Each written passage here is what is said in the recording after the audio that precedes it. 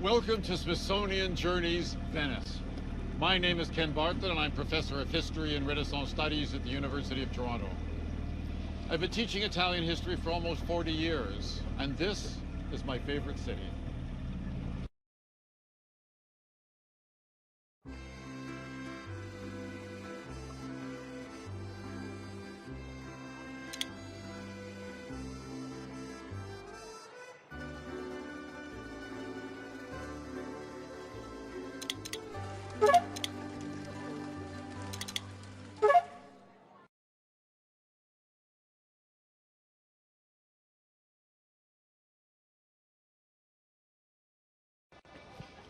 We're approaching a small bridge, the Ponte dei Pugni, the Bridge of the Fists.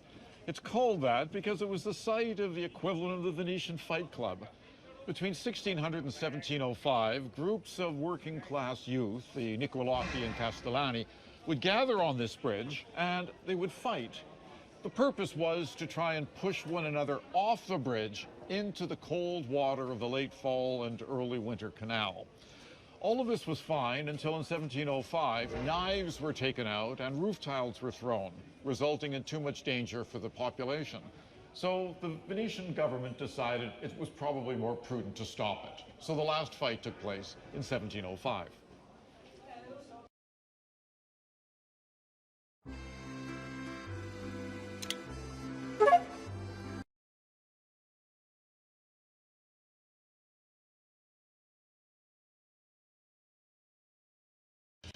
I'm standing in front of a squero, which is a boatyard for the construction and maintenance of gondolas.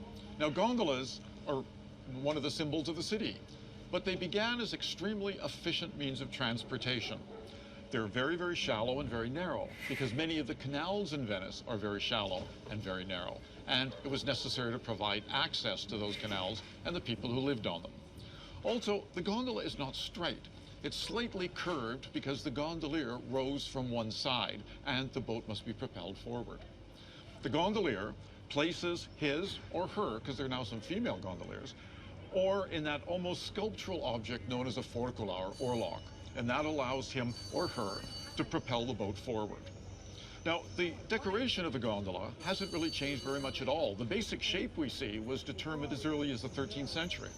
And in the 16th century, the decision was by the Venetian government that there could be no decoration of the gondola. The gondolas all had to be black. However, foreigners were permitted to decorate their gondolas. It's human nature to want to pimp your ride. So the result was that the Venetian state knew where those wealthy and influential foreigners like ambassadors were. They simply followed the decorated gondolas. The only decoration that was permitted is that elegant stern, and on the prow, that comb-like structure, which really has 6 teeth. And those 6 teeth really constitute the symbols of the 6 sestieri of the city. Now, the last person to own a gondola and employ a private gondolier was Peggy Guggenheim, and she died in 1979. Motorboats, after all, are far more efficient than gondolas. However, Umberto is waiting for us. Let's get on the gondola and see Venice as it was meant to be seen. By water, by boat, by gondola.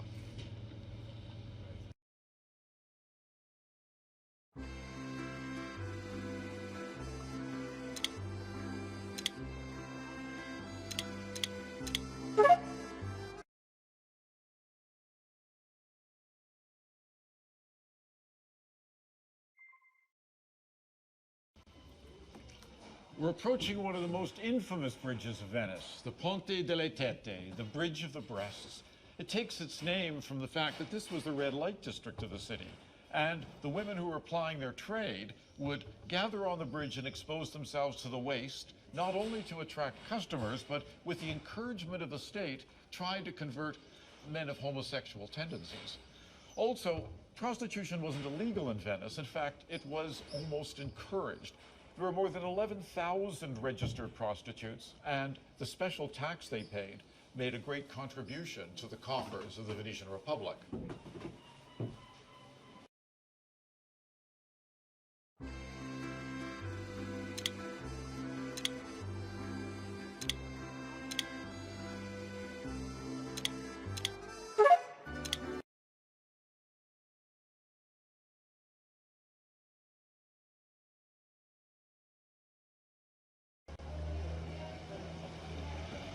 Here, on one of the busiest canals of Venice, is traditionally the house of Marco Polo. In 1274, Marco Polo, then a teenager, was taken to the east by his uncle and father, and there he spent 24 years at the court of Kublai Khan. So he became such a loyal and trusted advisor, and so useful that the Khan didn't want to let him go. But eventually, he returned to Venice in 1295, and he returned a very rich man, having brought gems in order to finance his future business. He was so wealthy, he equipped a galley in the war against Genoa, and in 1298 was captured by the Genoese. He spent 2 years in a prison cell with Rustichello da Pisa, a teller of romantic tales. Rustichello wrote down these stories from Marco Polo in French, and eventually he published them as a book, The Travels of Marco Polo, or more popularly known as Il Milione, either A Million Lies or A Million Wonders, depending on whether you believe the stories. And it became one of the best sellers of the Middle Ages.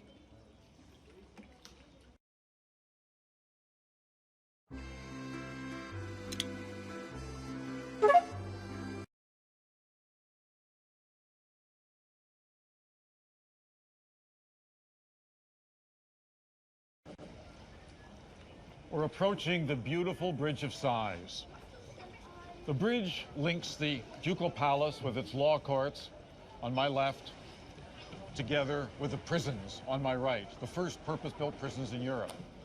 This lovely 17th century bridge was called the Bridge of Sighs by Lord Byron, who imagined that those who had just been condemned walking across that bridge and looking through those beautiful traceried windows and sighing at their last vision of freedom. The most famous of all of the prisoners who walked across that bridge was Giacomo Casanova in the 18th century. He also was the only prisoner ever to escape from the leads.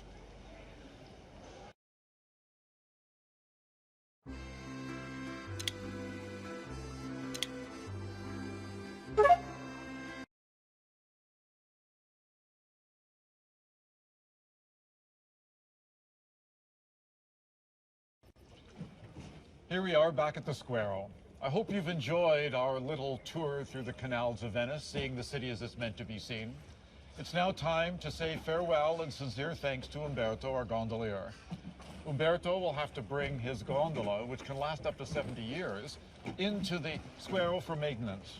Every 40 days, it has to be taken in to be resealed, and once a year, taken in for an entire month to be stripped down to the wood and completely repainted.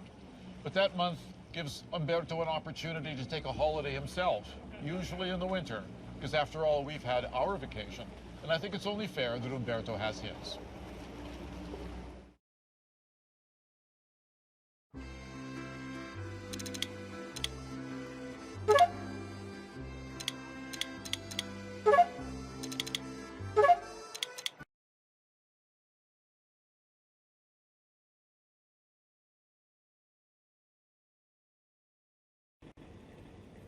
This is the Rialto. I'm standing in front of the church of San Giacomo di Rialto, and it was here in the commercial heart of Venice that the city actually arose. By tradition, there was a church on this site from the 5th century. But what we see is a Byzantine church of the 12th century, and it was under that portico that Shakespeare's merchants, Antonio and Bassanio, would gather to determine those rich argosies on the flood and where they would be going.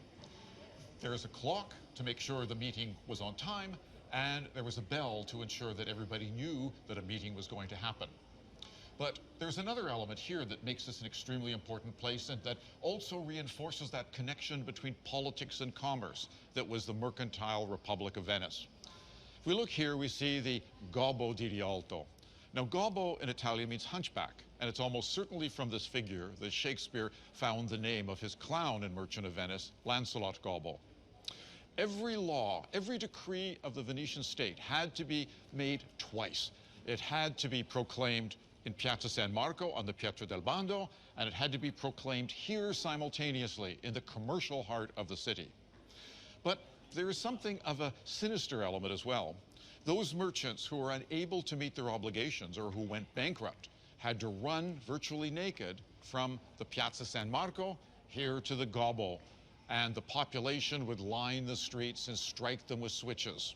It concentrated the mind and ensured that very few Venetian merchants didn't pay their bills.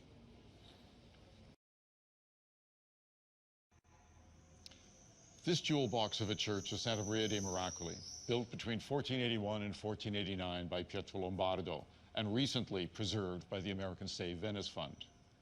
It takes its name from a miracle working image of the Virgin that's located inside, an image so powerful it managed to raise from the dead a boy who was at the bottom of the Giudecca Canal for over an hour.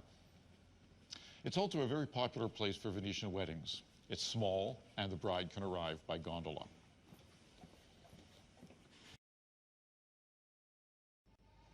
I'm standing in front of the church of San Giovanni e Paolo, or as the Venetians call it, San Gianicolo.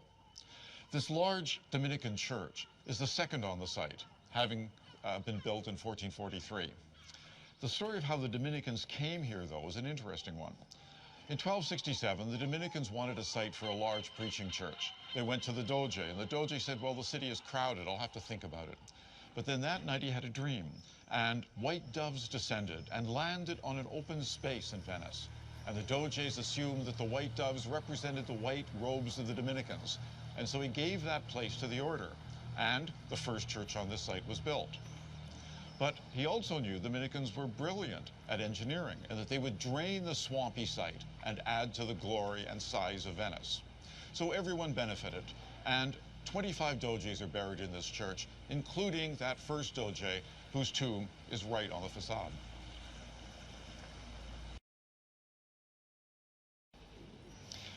This fine fellow mounted on his horse is Bartolomeo Colleoni, a famous condottieri, or mercenary captain who fought for Venice. He became immensely wealthy and very powerful, and he was also extremely vain. So he wrote a will in which he said he'd leave this immense fortune to the Republic of Venice on condition that a statue to him be raised in the piazza. Well, when he died in 1475, the Venetians had a problem. They wanted the money, but they didn't raise a statue to anyone in the Piazza San Marco. This was sacred space. But they found a way around it by putting the statue here in Campo San Giovanni e Paolo, because in any other part of Italy, this Campo would be a piazza, and it's in front of not the Basilica of St. Mark, but the Scuola of St. Mark. So on a technicality, they accepted the money and they put the statue in its place. Also, they honored Colleoni by commissioning the greatest sculptor of the latter part of the 15th century, Andrea Verrocchio, the teacher of Leonardo da Vinci, to build the statue. And he came to Venice, and he not only put this marvelous piece of sculpture in place, but also he was an engineer, and he was able to distribute the immense weight of the horse and rider on just 3 legs, the first time since antiquity.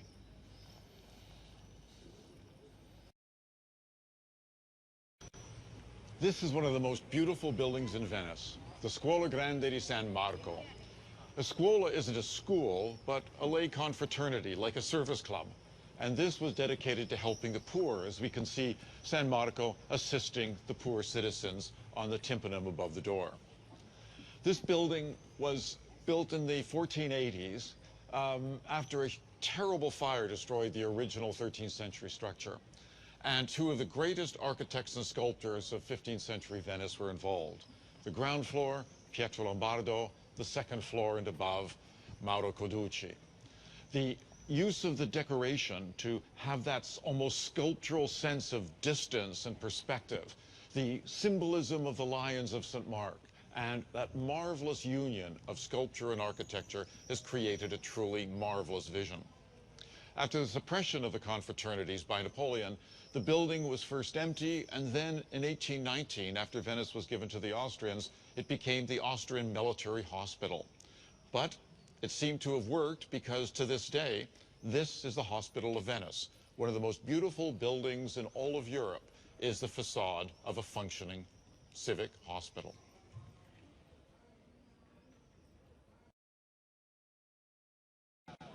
I'm in the Campo del Ghetto Nuovo. This is the original ghetto. In fact, the word comes from the Venetian dialect word for foundry, or ghetto. And after 1516, this is where the Jews of Venice were required to live. They were sealed off from the community by gates at night, and there were certain restrictions on what they could do and where, but nevertheless, they were allowed a certain amount of freedom here.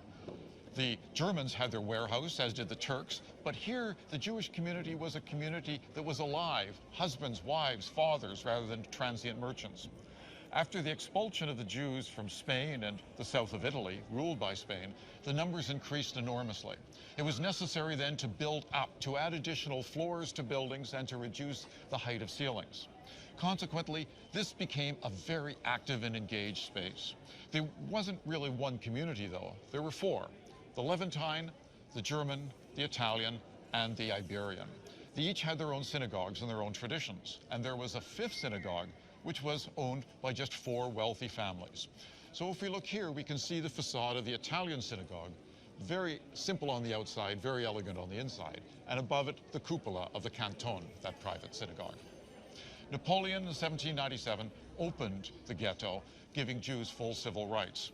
And today, there are 500 members of a very active and engaged community still living here, close to the center of Venetian Judaism.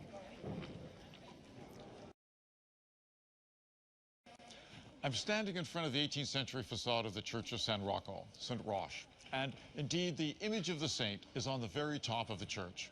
We can see he has the same iconography always. He's holding a staff, he's got a dog, and he's pointing to a plague sore on his thigh. The importance of this is plague was a terrible danger always in Venice, and so any saint that could help with the visitation of the plague was greatly revered. The consequence then is the building of the Scuola Grande di San Rocco. In 1478, there was a foundation of a new scuola, one to help plague sufferers. And in 1515, the beginning of this building was then determined. And although it took several decades to build, it resulted in one of the greatest and richest of all of the confraternities in Venice, and the only one that still exists. Inside, there are marvelous pictures by Tintoretto. And on the 16th of August, during the entire period of the Republic after the foundation of the Scuola, up until today, first the Doge and Senate, and now the mayor and councilors of Venice will process to this church and ask that there never be another visitation of the plague.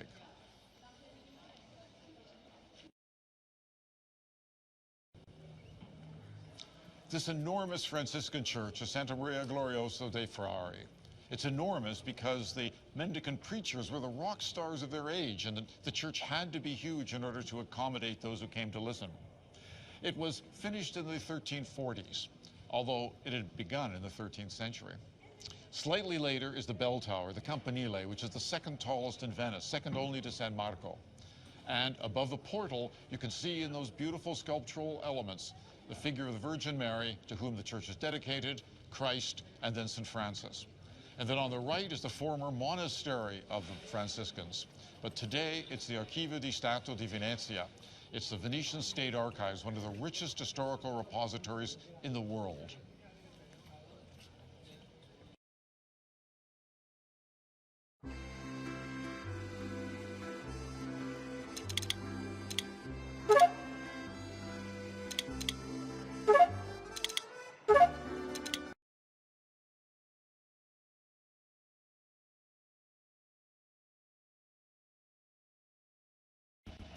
I'm on Murano, an island 10 minutes by boat from Venice. From 1291, all of the glass-making factories had to move to this island because the heat from the furnaces burned down the city so often. Also, the glass-making was such an important part of the Venetian economy that glassmakers were given an enormous number of privileges. However, if they ever took their skills elsewhere, they were hunted down by the paid assassins of the Republic, and they were killed.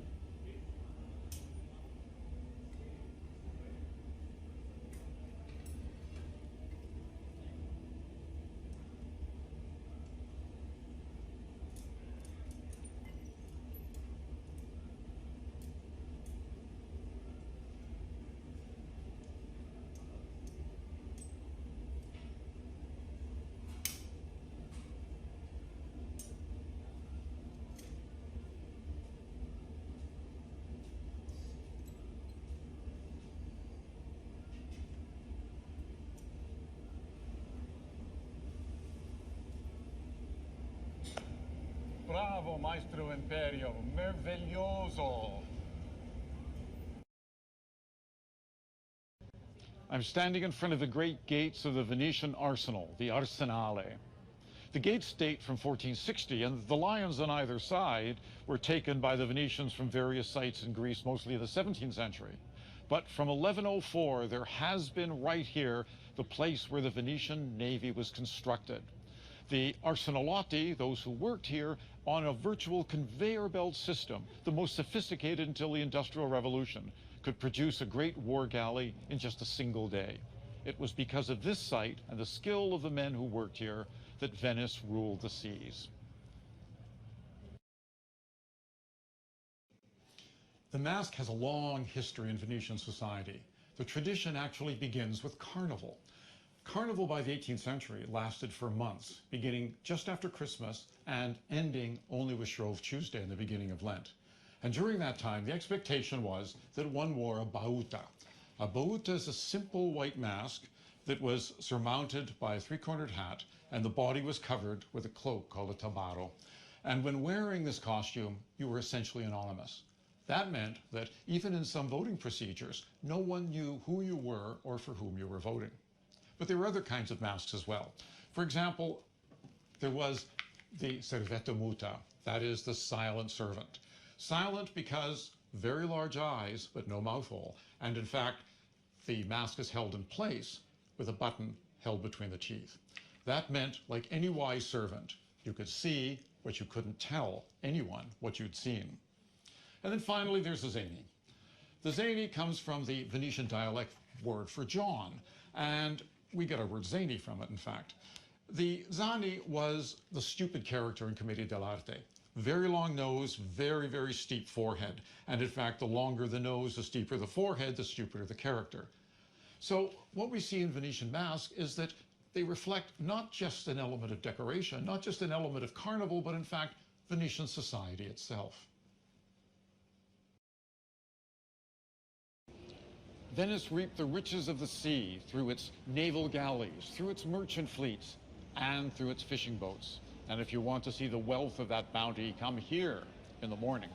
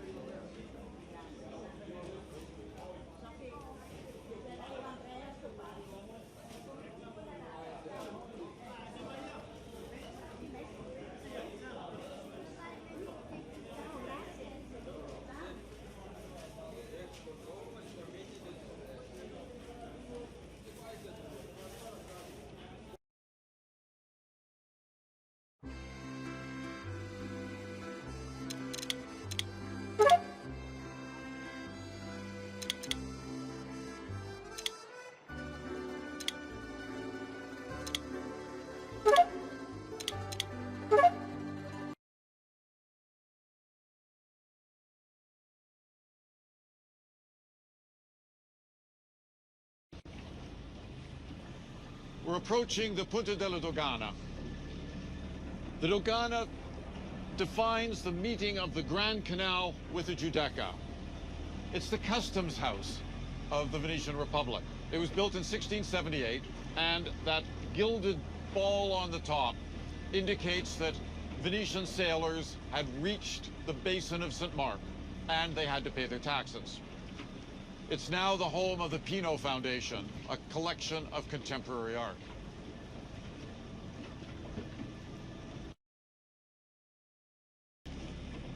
We're approaching that symphony of sculpture and architecture that's Santa Maria della Salute, Our Lady of Health. It takes its name because it's a votive church, because in 1630, Doge Contarini promised to honor the Virgin with a great church if the terrible plague of that year should be lifted, and so it was.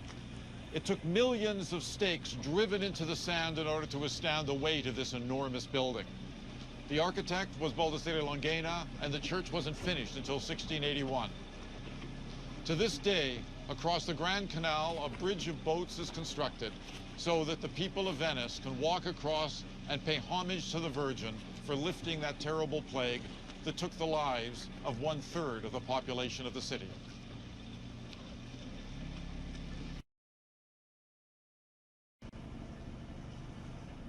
We're approaching on my right what looks like a bungalow. It's actually the first floor of an unfinished palace, the Palazzo Venier dei Leoni. It was abandoned in 1749 for lack of funds, but subsequently became an extremely important place. In the first quarter of the 20th century, it was occupied by the eccentric Marchesa Luisa Casati, and then it was purchased by Peggy Guggenheim, and it became her home until her death. Her collection of art became a public museum.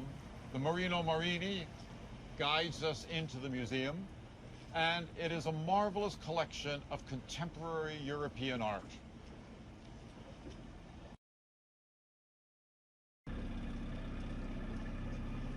On my right is the elegant Palazzo Malipiero Barnabo.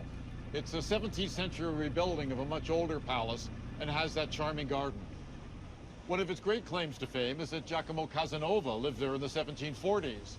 But he was thrown out by his host, Senator Alvise Malipiero, because Casanova seduced the senator's extremely beautiful young mistress, Teresa Imer.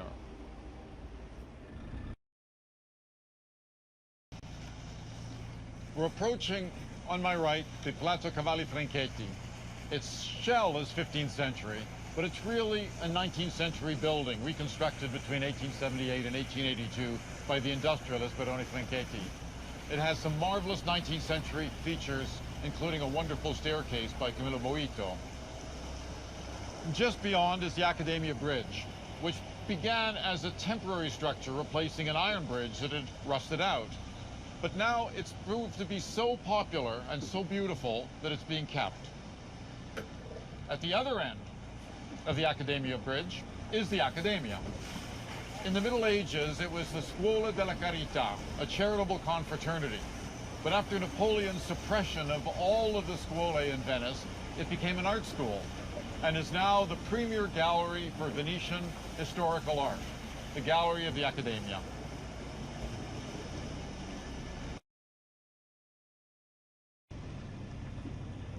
We're passing the complex of the Palazzo Mocenigo, actually 5 palaces together. The Mocenigo produced 7 doges for the Republic of Venice and were immensely wealthy and powerful.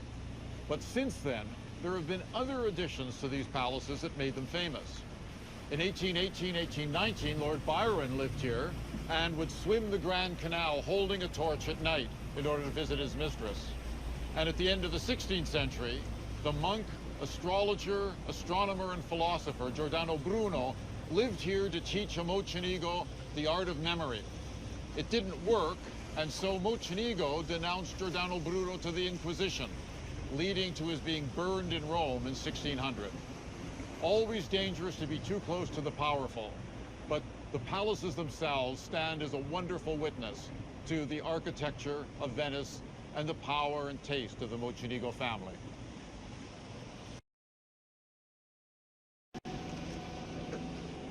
What news on the Rialto?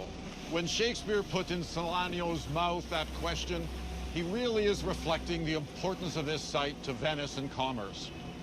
This was the commercial heart of Venice from the foundation of the Republic, and there had always been some form of crossing of the Grand Canal here. Initially, boats lashed together, then a wooden bridge, and then finally, the splendid structure, finished in 1591.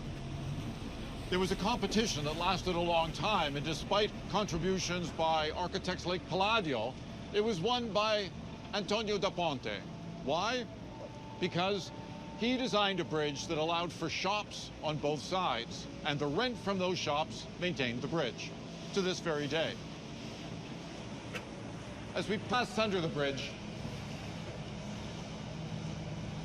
we can see on the other side of the canal the Fondaco dei Tedeschi. This building dates from the beginning of the 16th century, replacing one that was destroyed by fire. And from the beginning, it was magnificent. It was covered with frescoes by Giorgione and Titian, since unfortunately lost. And Germans were permitted here even after the Reformation. Protestants could practice their religion and live in peace, provided they didn't leave. In 1939, it became the Central Post Office of Venice, and today, it's a very high-end mall.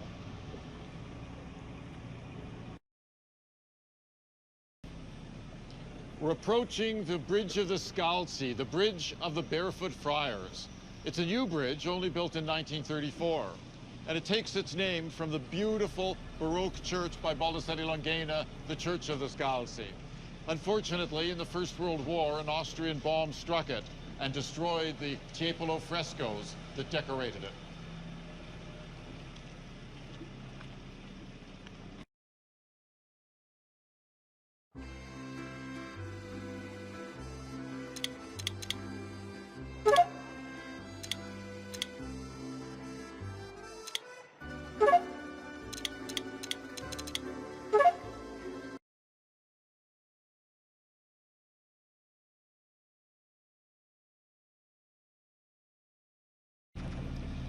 Nowadays, most people arrive in Venice by road or by rail, but we are going to approach it the way it was meant to be approached, through the Bacino di San Marco, the Basin of St. Mark.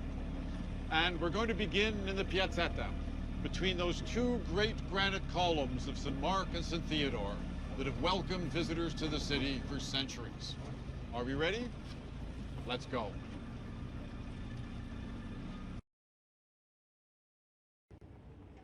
Behind me are the columns of St. Mark and St. Theodore that announce the entrance to the Piazzetta and Piazza San Marco.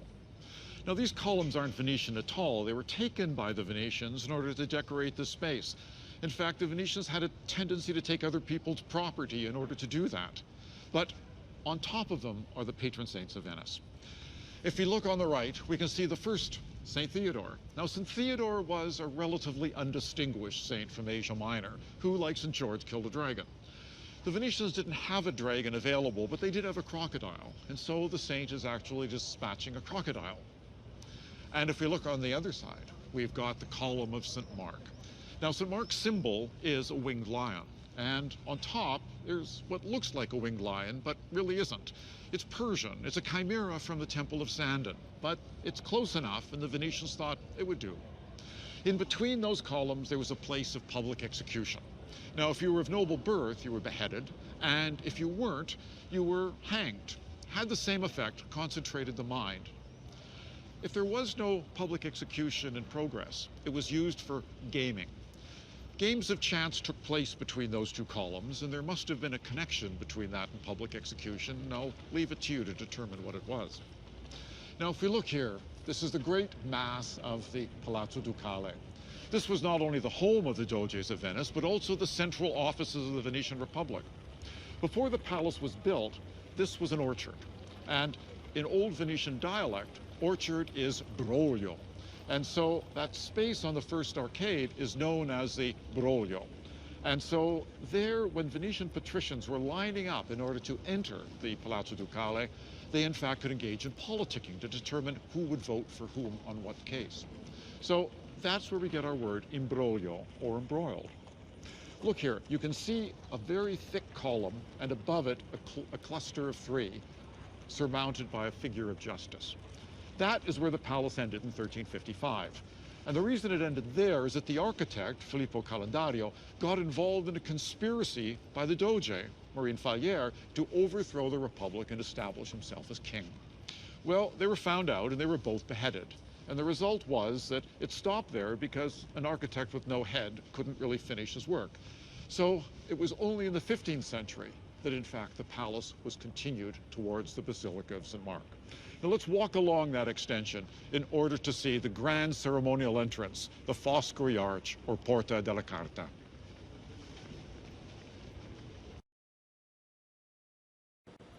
I'm walking out of the Foscari Arch, named after that Doge we see here, worshiping the winged lion of St. Mark. It's one of the most wonderful examples of Venetian Gothic 15th century architecture anywhere in the city. It's also called the Porta della Carta, the paper gate, which has nothing to do with its means of construction, but everything to do with the Venetian government. After a law was passed and proclaimed, it was then pasted onto this gate so that all citizens were aware of the law. Ignorance, after all, is no excuse. Next to it, we can see the four tetrarchs, those four porphyry figures of Roman emperors taken from the Philadelphion in Constantinople. The Venetians like to take spolia in order to represent their victory over others. And in this case, in the Fourth Crusade in 1204, they took a great number of things to make sure that this was going to be the grandest square in all of Europe. And as we walk towards the two columns, known as the columns of Acre, they actually have very little, in fact, nothing to do with Acre whatsoever. They too are spoils from Constantinople, taken in 1204 from the Church of St. Polyeuctus. And they were set up here in order to celebrate this Basilica of St. Mark, the private chapel of the Doges, which will be our next stop.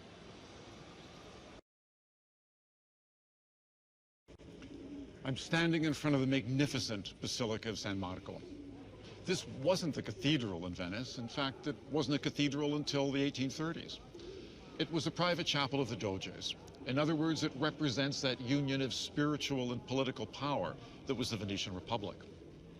This is the third church on the site. The first was built about the year 830 in order to receive the body of the evangelist Mark, which Venetian merchants stole in Alexandria and brought back to the city.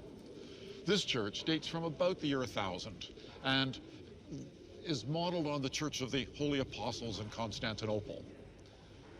You can still see the Byzantine quality. You can see on the ground floor in particular, the decoration that is so Byzantine in its elegance and in its wonderful symmetry. But then, if you look above the north door, you can see what the church looked like in the 1200s.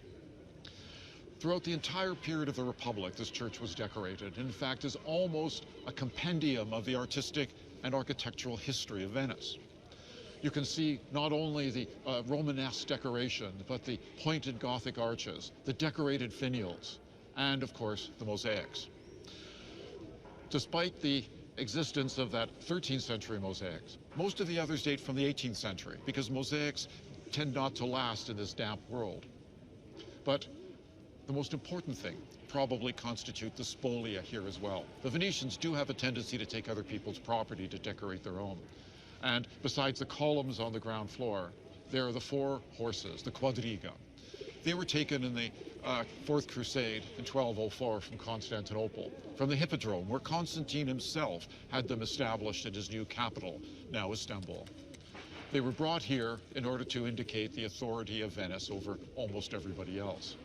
And so they've stood, although these are copies because the originals were brought inside. Napoleon stole them, but they were returned in 1815. This is Venice, and it's one of the most beautiful buildings in the world, and it constitutes our image of what really Venetian culture and society was like.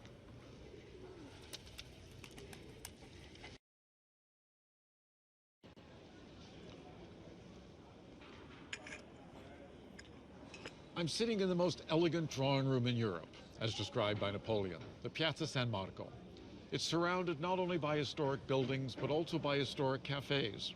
I'm sitting in Quadri, and across is Florian, which was opened in 1720, making it the oldest cafe in Italy. And behind me is Lavenna from 1750. The piazza, though, is dominated by these wonderful buildings on either side, describing a rectangle around the piazza. These are the procuracies of St. Mark, Procuracy Nuovo and Vecchio. That is the old and the new procuracies. They were the offices of the procurators of St. Mark, an extremely important position in the Venetian Republic, keepers really of the gold reserves of Venice, because they kept the treasury of the basilica. They also took responsibility for patricians' wills and other things. It was such an important job that they were appointed, like the Doge, for life. But the structure that dominates the square is this. This is the bell tower Campanile of St. Mark. It was begun in 902, and in 1902, exactly 1,000 years after, it collapsed. Fortunately, it was rebuilt precisely the way it was, up into, in fact, that wonderful gilded angel, which by tradition caught the light and guided those Venetian merchants coming from the east back home into the basin. At the far end is the Napoleonic Loggia. That Ala Napoleonica used to be the site of a church, the Church of San Gimignano. However, Napoleon, when he declared himself King of Italy, as well as Emperor of France, felt that he needed a palace in Venice. Palazzo Ducale, the Doge's palace, was inappropriate. It was uncomfortable, and the last Doge took all of the furniture with him. So Napoleon decided to pull down the church and to build that grand structure, which consists of staterooms and ballrooms, and today is the entrance of the Correr Museum. Napoleon never actually lived there. This square, then, represents the most beautiful space in Venice, but let's leave it in order to discover some of the other treasures of this wonderful city.